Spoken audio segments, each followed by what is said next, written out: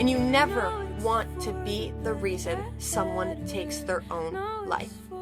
There are so many cases out there that people have taken their own lives to bullying, and it is not okay. How would you feel if you had the blood of some other person on your hands? How would you feel every time you go to say something negative about somebody? That could be their last straw. You never know what anyone is going through. So think to yourself, if I say this about this person and they find out, that could be their last straw, and the blood of that person could be on your hands. And I hate bringing this up because I know that's a touchy subject, but there are too many young girls now taking their lives to bullying, and it's not okay. It's not cute, and it makes you look bad. Every time you gossip, it's because you think you're better than someone else, so you feel like you can gossip about them because you think that you have authority over that. But actually, in reality, it's vice versa.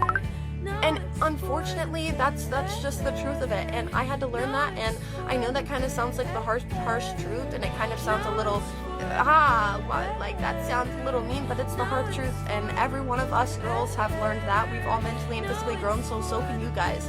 We've all gone through so many different things, and I want to say that you never know people's like personal lives, and you never know what happens behind doors when they get home from school or how they get to school. You never want to speak on anyone's personal situations because you really never know what goes on behind doors. You know, if they wore the same jeans 3 times in a row, instead of gossiping about it, go up to them and ask them, hey, I have some extra clothes if you want some. Maybe that's not the situation, but, you know, find a different way to navigate the situations instead of just talking negatively about somebody. You know, if you notice something and you feel like you have to gossip, say, actually, I was about to gossip about this person. Let me do the complete opposite. If I'm sitting here and I'm talking about Sophie and I'm like, oh, she's worn that same exact sweater 3 times in a row. What if that sweater was the only thing that she had at home? Or what if something simple as her washer and dryer just broke at home? Or they couldn't afford to pay their water bill at home? You never know what somebody is going through, and these are all real life problems. There were so many times when I was younger, our family had absolutely nothing growing up, and every single time that I would go to my great grandma, she would give me a new pair of clothes, and I would be so happy. But I was always wearing the same exact clothes over and over again. Washer and dryers exist, guys. They do exist. Yes, so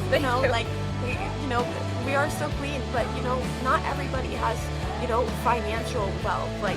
People all go through things, and you never know what it is.